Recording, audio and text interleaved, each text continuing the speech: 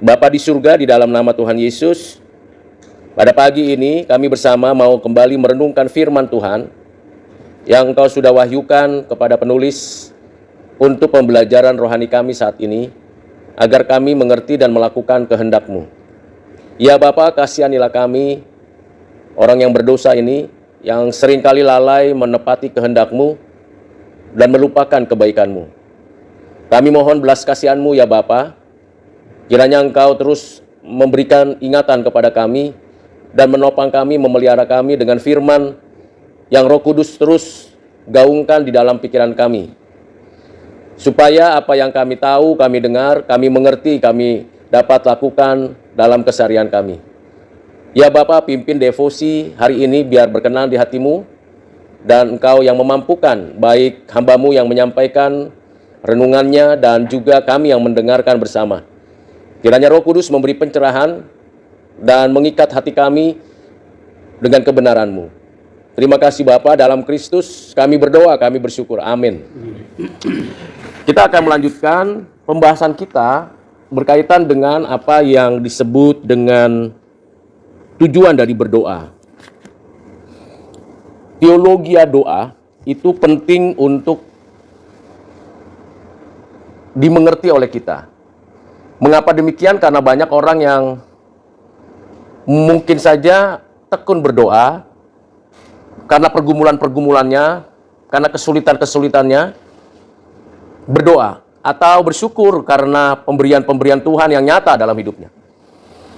Namun ada hal yang perlu untuk kita mengerti, bahwa berdoa membutuhkan pengertian pengajaran yang tepat. Itu sebabnya murid-muridnya Tuhan Yesus meminta satu pengajaran dari Tuhan dengan satu konsep, ajarlah kami berdoa Tuhan. Tuhan mengajarkan doa Bapa kami yang didahului dengan sikap hormat dan keagungan kebesaran hanya kepada Tuhan. Lalu permintaan-permintaan kita disampaikan dan akhirnya ditutup dengan doksologi kemuliaan hanya bagi Tuhan. Dari prinsip ini kita menemukan pengertian bahwa doa kita haruslah berpusatkan kepada Tuhan Allah. Sekalipun memang pergumulan kita tidak bisa kita abaikan, persoalan hidup kita tidak bisa kita singkirkan.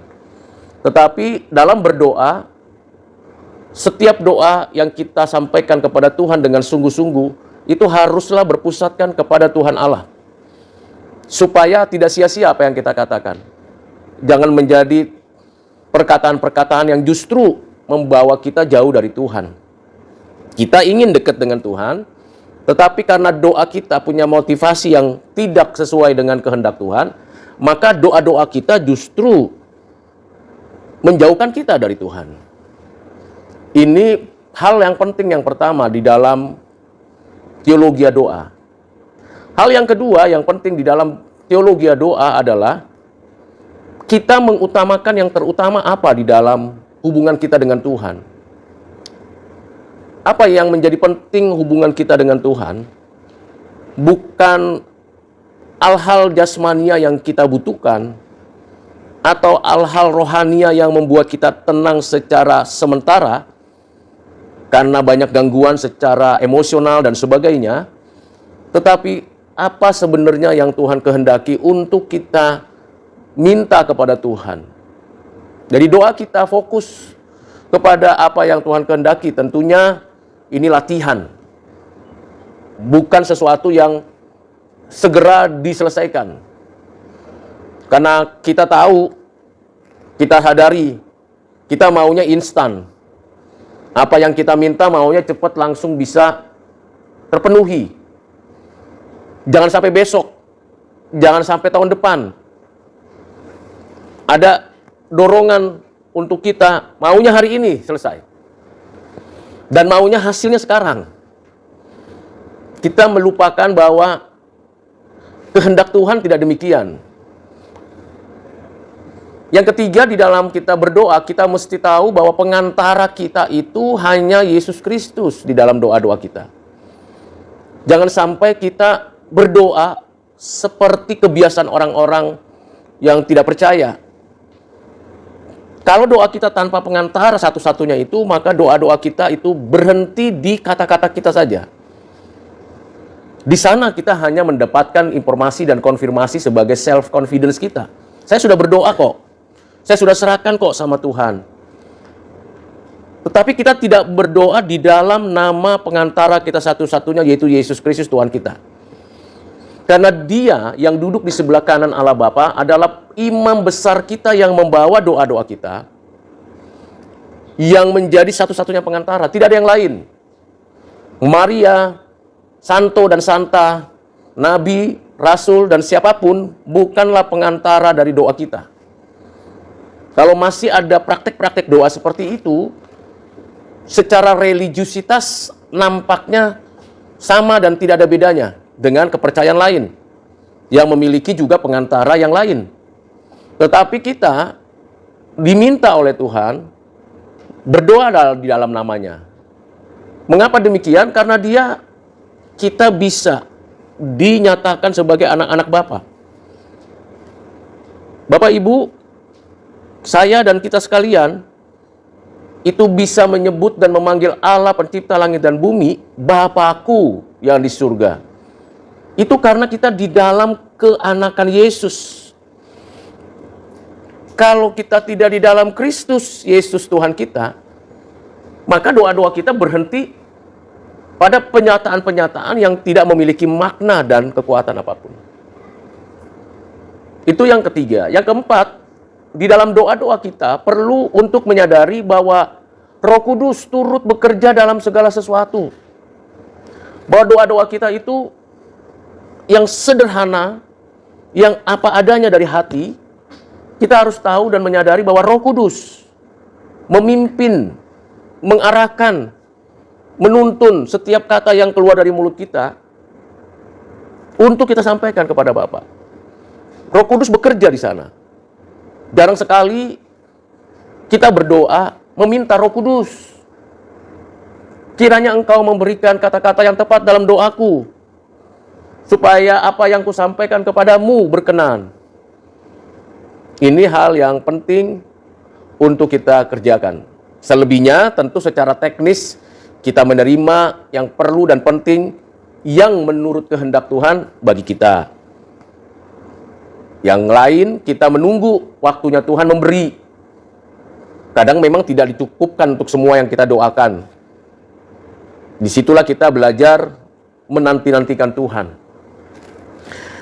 Rasul Paulus di dalam suratnya kepada jemaat di Kolose, saya membacakannya ayat 3 sampai 14 untuk kita sekalian. Demikian firman Tuhan. Kami selalu mengucap syukur kepada Allah, Bapa Tuhan kita Yesus Kristus setiap kali kami berdoa untuk kamu. Karena kami telah mendengar tentang imanmu dalam Kristus Yesus dan tentang kasihmu terhadap semua orang kudus, oleh karena pengharapan yang disediakan bagi kamu di sorga. Tentang pengharapan itu telah lebih dahulu kamu dengar dalam firman kebenaran, yaitu Injil yang sudah sampai kepada kamu. Injil itu berbuah dan berkembang di seluruh dunia, demikian juga di antara kamu sejak waktu kamu mendengarnya dan mengenal kasih karunia Allah dengan sebenarnya. Semuanya itu telah kamu ketahui dari Epafras, kawan pelayanan yang kami kasihi, yang bagi kamu adalah pelayan Kristus yang setia. Dialah juga yang telah menyatakan kepada kami kasih-Mu dalam roh. Sebab itu sejak waktu kami mendengarkannya, kami tiada berhenti-henti berdoa untuk kamu. Kami meminta supaya kamu menerima segala hikmat dan pengertian yang benar untuk mengetahui kehendak Tuhan dengan sempurna, sehingga hidupmu layak di hadapannya serta berkenan kepadanya dalam segala hal, dan kamu memberi buah dalam segala pekerjaan yang baik dan bertumbuh dalam pengetahuan yang benar tentang Allah, dan dikuatkan dengan segala kekuatan oleh kuasa kemuliaannya untuk menanggung segala sesuatu dengan tekun dan sabar, dan mengucap syukur dengan sukacita kepada Bapa yang melayakkan kamu untuk mendapat bagian dalam apa yang ditentukan untuk orang-orang kudus di dalam kerajaan terang. Ia telah melepaskan kita dari kuasa kegelapan dan memindahkan kita ke dalam kerajaan anaknya yang kekasih. Di dalam Dia kita memiliki penebusan kita, yaitu pengampunan dosa. Demikian firman Tuhan. Bapak Ibu yang kekasih dalam Kristus, kalau kita memperhatikan struktur dari apa yang disampaikan Tuhan melalui Rasul Paulus kepada jemaat di Kolose ini, kita menemukan beberapa prinsip penting di dalam kita berdoa. Apa yang menjadi isi doanya Rasul Paulus? Ayat 4, mengapa dia menjadi orang yang suka berdoa? Karena kami telah mendengar pertama tentang imanmu dalam Kristus. Bersyukur, berdoa atas kehidupan spiritual orang lain, bukan diri sendiri.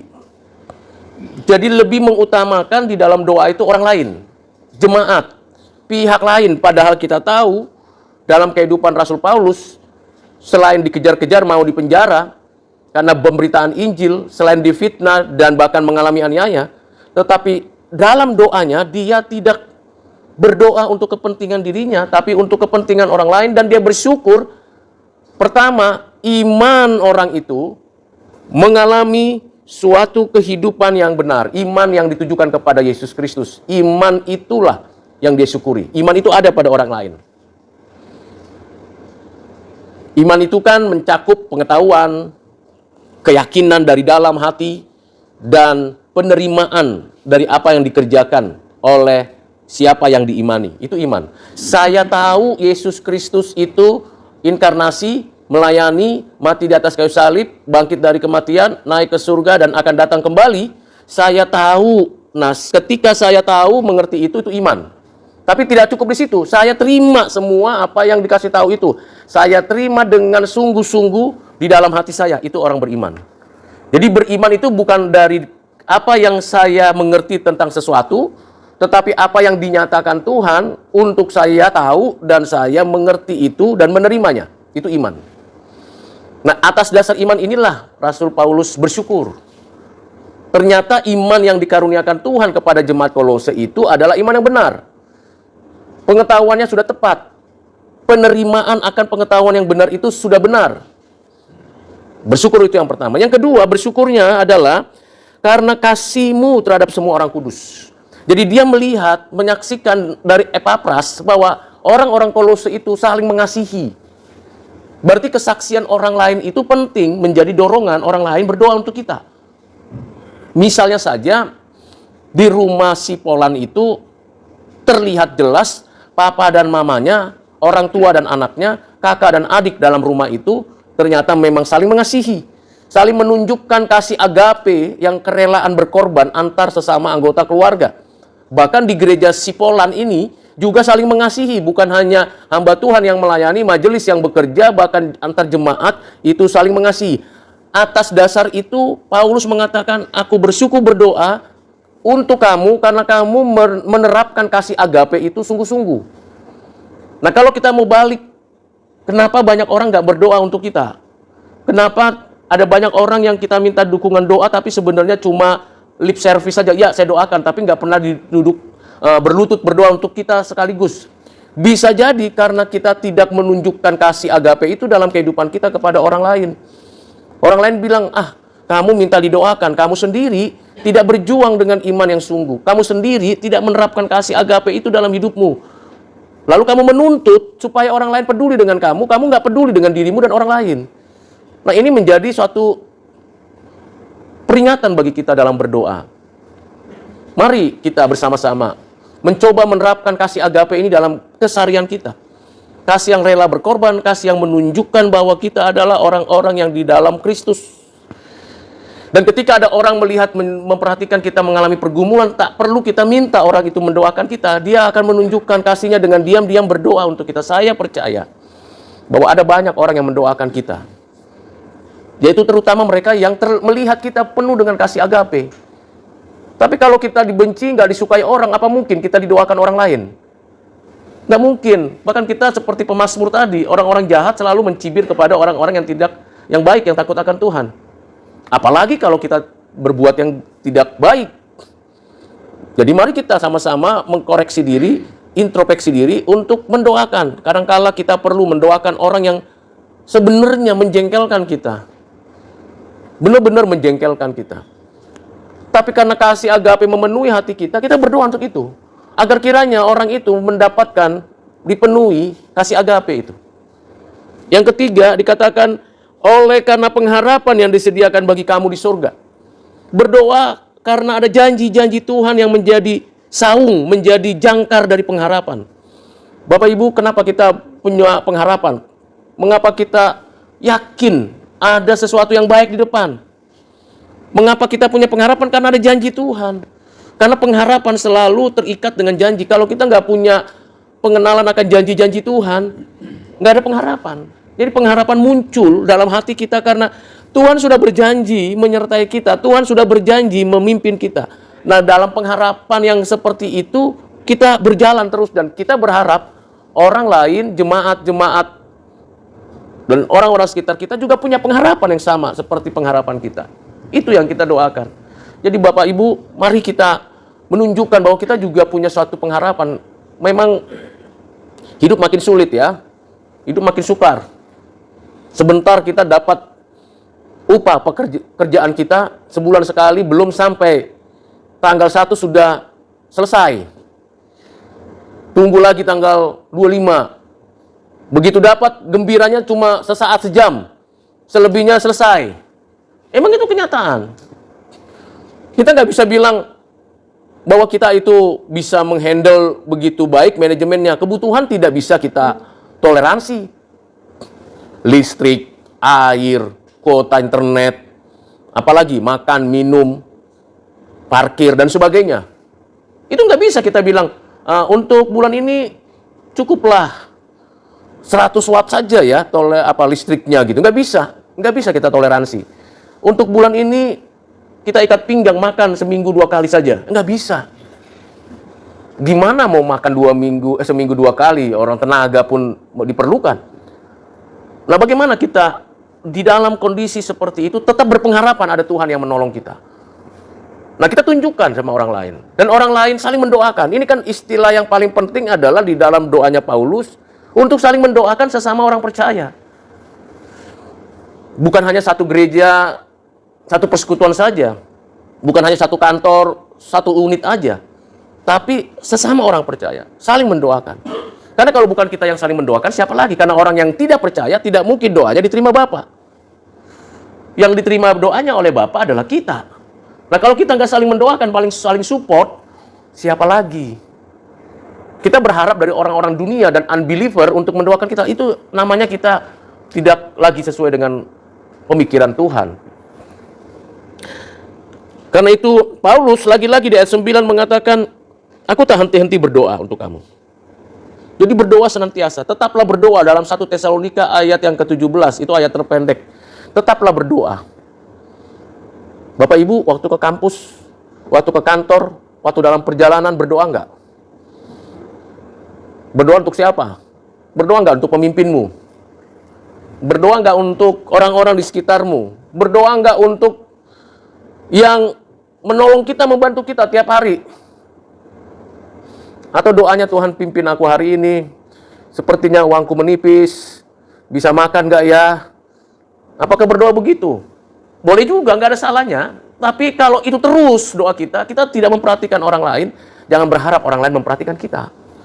Waktu kita memperhatikan orang lain dengan berdoa, tanpa perlu diberikan pengumuman di WA grup, aku udah berdoa untukmu, tapi dengan gerakan hati kita mendoakan si Polan, si A, si B, si C, diam-diam, maka semangat hidup kita itu makin tambah besar. Coba Bapak Ibu bayangkan saja, kekuatan yang Tuhan berikan waktu kita berdoa, itu kan sedang membawa kita kepada suatu hadiratnya untuk dinyatakan kepada kita. Persoalannya kita lebih senang doa sendiri. Doa sendiri. Maka kalau kita minta orang lain, tolong doakan saya ya, itu betul-betul, ya saya doakan. Itu betul-betul nggak didoakan. Kadang-kadang saya lihat hanya lip service supaya senang orang itu dengarnya. Masa gak kudoakan sih kamu minta begitu? Betul didoakan. Berlutut kita berdoa untuk orang itu. Itu hutang loh kepada Tuhan. Waktu kita ngomong gitu tapi orang itu tidak didoakan, cuma lagi bertatapan saja. Atau lagi WA-an, chat. Tolong doakan ya. Ya, saya doakan. Tapi nggak pernah didoakan. Berarti kalau kita doakan bagaimana? Kita punya waktu yang cukup untuk orang itu kita doakan. Jemaat itu kita doakan. Maka kata Paulus tak berhenti-henti itu bukan bicara soal, ini Paulus nggak ada waktu yang lain apa? Cuma doa terus ya, tidak. Artinya dalam tiap aktivitas kita, kan doa tidak harus tutup mata, lipat tangan, tunduk kepala. Seringkali kita diajari begitu di sekolah minggu untuk memperlengkapi kita konsentrasi, kan begitu. Bagus. doa lipat tangan, tutup mata, tunduk kepala. Itu adalah sebuah latihan spiritual juga untuk kita mengandalkan Tuhan. Tetapi nggak selamanya begitu. Cari dulu. Kadangkala ada juga orang malu berdoa pergi ke toilet. Saya doakan ya, tapi pergi ke toilet. Karena kalau di depan publik dia nggak usah harus tutup mata kan. Sambil kita berdoa, ngobrol. Menyerahkan semua apa yang kita sampaikan. Dan biasanya para pengkhotbah, hamba-hamba Tuhan seperti saya menyampaikan renungan ini, dalam memilih kata, selain saya memilih kata yang perlu dan penting untuk disampaikan, juga di dalam hati berdoa, kiranya firman ini bisa tertanam di hati, kebenaran ini tertanam di hati. Bukan keluar tong kosong nyaring bunyinya, akhirnya tidak berdampak. Apa yang didoakan dan apa yang diminta sudah dijelaskan sebelumnya, berkaitan dengan 5 hal: hidup layak, hidup bertumbuh, hidup berbuah, hidup dikuatkan, hidup yang penuh sukacita. Persoalannya adalah, mengapa kita tidak hidup layak? Mengapa kita tidak hidup berbuah? Mengapa kita tidak kuat menghadapi berbagai macam pencobaan dan godaan? Mengapa kita tidak selalu bersyukur? Nah, ini menjadi bahan perenungan kita. Mengapa? Kan kalau doanya Paulus ini kan konstruktif sekali, seolah-olah semua lancar, aman, nyaman, dan tenang. Seakan-akan jemaat di sana adalah orang-orang yang tidak ada problem, nggak ada pergumulan. Tetapi sebenarnya kalau kita mau balik lihat, ini kan suatu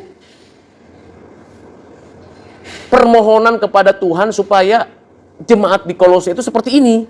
Berarti di balik itu jemaat Kolose sesungguhnya masih banyak aktivitas kegiatan kehidupan rohaninya belum layak di depan Tuhan, belum berbuah. Mengapa bisa terjadi? Mengapa Bapak, Ibu, dan saya belum berbuah? Mengapa semua tidak diperkenan Tuhan apa yang kita kerjakan? Mengapa kita tidak mengandalkan kekuatan Tuhan? Mengapa kita tidak selalu bersyukur? Pertama, karena kita berdosa. Kita bermain-main dengan kebiasaan-kebiasaan dosa dan keburukan kita. Kita tidak serius menanggapi dosa yang kita perbuat. Itu yang menjadi penghalang. Yesaya 59 ayat 1 dan 2 dikatakan oleh firman Tuhan itu, bukan tanganku kurang panjang untuk menolongmu. Bukan karena telingaku kurang tajam mendengar doamu, bukan. Yang jadi penghalang itu dosamu. Kamu mau melakukan ini dan itu, tapi kamu masih berbuat yang tidak sesuai. Jadi mengapa kita tidak layak? Mengapa kita tidak berbuah? Kenapa kita tidak mengandalkan kekuatan Tuhan? Mengapa kita tidak bertumbuh dalam spiritualitas kita? Mengapa kita tidak selalu bersyukur? Karena kita berdosa. Gak usah salahkan orang lain. Dan gak ada gunanya juga tambah dosa itu. Jangan salahkan orang sekitar kita. Inilah jadi gak bisa aku hidup benar. Enggak. Mari kita introspeksi diri. Saya selalu gentar sih sebenarnya kalau kita menyampaikan firman Tuhan ini. Seberapa pentingnya Tuhan aku menyampaikan firman Tuhan ini. Dan bukankah aku sendiri juga mengalami satu kondisi yang sebenarnya tidak sesuai dengan kehendak-Mu? Sulit kan Tuhan? Berbicara tapi tidak punya satu confidence bahwa saya adalah pelaku firman. Tiap minggu ibadah, tiap Rabu chapel, tiap Jumat ada devosi, bahkan mungkin di tiap-tiap minggu atau bulan ada pertemuan ibadah keluarga atau ibadah wilayah. Tapi kenapa saya tidak bertumbuh dalam mengenal-Mu? Mengapa saya tidak menghasilkan buah? Dosa. Dosa yang pertama adalah yang terjadi dalam diri orang Kristen, abai. Abai terhadap apa yang sebenarnya bisa kita lakukan. Abai. Dosa yang kedua adalah tidak peduli siapapun. Yang penting saya happy, seneng. Dosa yang ketiga adalah kita merasa cukup dengan apa yang sudah kita tahu dan kita mengerti. Enggak greget untuk ini belum sebenarnya, belum sampai. Yang keempat, dosa yang keempat adalah seringkali kita melupakan masa lalu kita yang kelam di hadapan Tuhan. Seolah-olah sekarang adalah taken for granted. Oke, aku udah diampuni Tuhan kok. Kalau berdosa datang aja kepada Tuhan, nanti dapat pengampunan kok. Kenapa mesti aku repot-repot? Tuhan open heart. Dia terbuka tangannya menyambut aku. Kalau saya mengaku, seolah-olah kita itu menempatkan diri bahwa Tuhan nggak pernah menghakimi dan menghukum kita karena berbuat dosa. Karena itu, mari Bapak, Ibu, Saudara, saya dan kita sekalian, bertobatlah bersama-sama kita. Itu yang pertama yang membuat kita tidak mengalami kehidupan bersyukur, berbuah, bertumbuh. Yang kedua, kita tidak mau orang lain itu maju. Kita nggak mau. Kita maunya kita yang maju. Kita maunya kita yang sampai batas-batas yang di atas. Kita maunya mendominasi orang lain. Ini yang terjadi. Sehingga kompetisi, sikut-menyikut terjadi di mana-mana. Bahkan di kalangan Kristen, bahkan di gereja. Tidak ada sikap rela berkorban dan rela memberi yang duluan. Sulit. Banyak gereja terpecah bukan karena doktrin. Terbelah bukan karena persoalan iman yang benar dari Alkitab, bukan. Banyak karena nggak mau peduli sama orang lain. Nggak mau mendahului orang lain. Nggak perhatiin sama orang lain. Nah, mari kita lakukan itu. Kalau ada orang mau maju, kita support, kita dukung. Mau ekonominya kah maju, mau karirnya kah maju, mau anak-anaknya kah, oke, kita berikan support. Nah, ini memang perlu hal teknis yang perlu kita lihat. Apa yang kurang yang perlu saya bantu orang itu? Ada kerelaan itu, Bapak Ibu.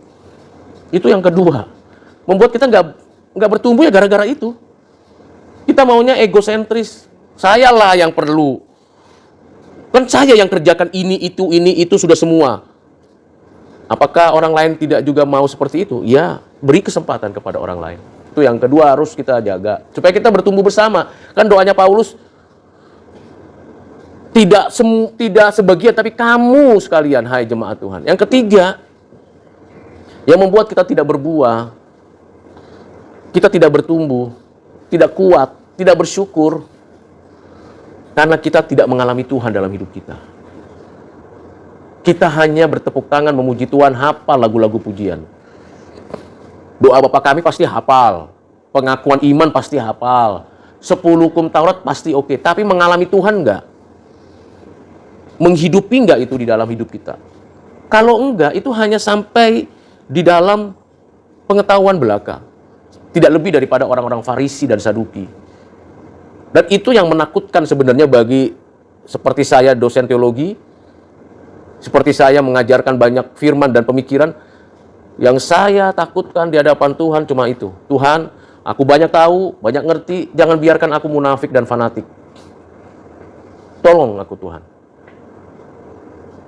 Dari kecil dididik papa mama. Sudah besar ada guru-guru sekolah minggu.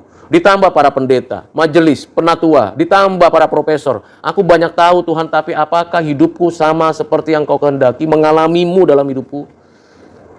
Itu pergumulan Bapak Ibu. Barang siapa diberi banyak, dituntut lebih banyak. Itu bukan sekedar hanya investasi waktu dan investasi pendengaran dan pengetahuan, tidak.